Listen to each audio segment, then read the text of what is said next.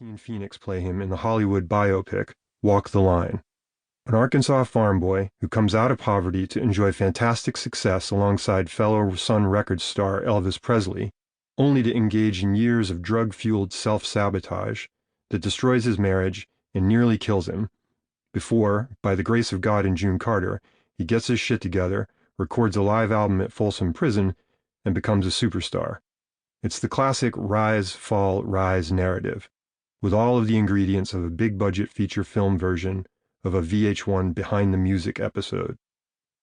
But there's also the walking contradiction Johnny Cash, partly truth and partly fiction, to quote his friend Chris Christopherson, who wrote those lines in a song about himself, only to have Cash and others assume they were about Cash. This myth is especially hard to untangle when Cash's politics come up, given that he did seem to contradict himself by both opposing the Vietnam War and expressing support for President Richard Nixon's handling of the war, or that he supported civil rights, but also spoke of the courage of Confederate soldiers, or, given that he was a God-fearing Christian family man who felt more comfortable in a prison playing to his fellow miscreants, and so on and so on.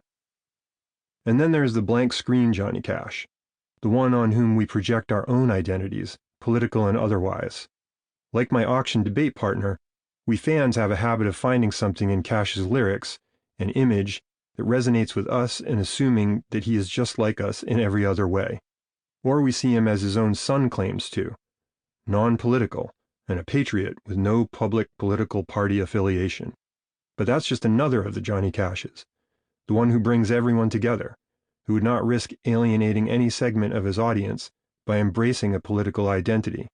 He could not be a contradiction because he was non-political. No systematic analysis of Cash's actions can conclude that he was non-political. Johnny Cash not only devoted much of his career to the pressing political questions of his lifetime, but he was also remarkably consistent in the way he did so. If it has been difficult to read him all these years, it has been because we have been looking at him through the wrong lens. In 1971, when Cash stood at the peak of his popularity and influence, the political scientist Robert Levine reported on American citizens behaving in ways experts labeled contradictory. Voters and citizens are individuals, Levine cautioned, holding views that they believe to be consistent and changing their views along lines they believe to be consistent, even though political theorists may not agree. It made little sense, therefore, to insist on using binary labels to categorize Americans into this or that political group, liberal or conservative, hawk or dove, patriot or protester. But you wouldn't know it from the way we talk about American politics. Like most Americans, then and now, Johnny Cash did not experience politics ideologically, or participate in political discourse in ways that would satisfy an ideologue. But that doesn't mean that his stances were not based upon deep reflection or intellectual sophistication. Quite the contrary.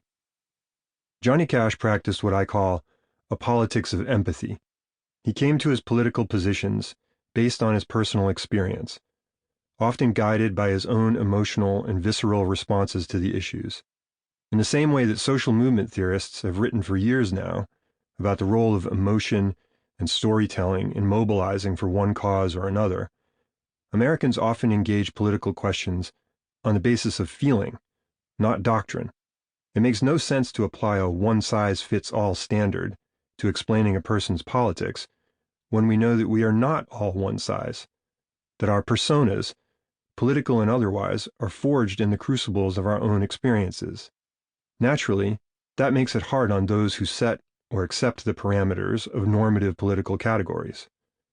Johnny Cash seemed unintelligible, or illegible, only insofar as his observers tried to apply conventional political labels to him. As soon as we throw those terms away, though, Cash comes into view as one of the most deeply engaged political artists of his age. To be sure, to approach political questions only from the perspective of one's own experience would be pretty limiting. Our knowledge and understanding may derive partly from our own experience, but most of us need to draw on other sources to supplement it. Johnny Cash may have seen black convicts chained together, building the roads or levees in Mississippi County, Arkansas, but he was a white Southerner who had never worked on a chain.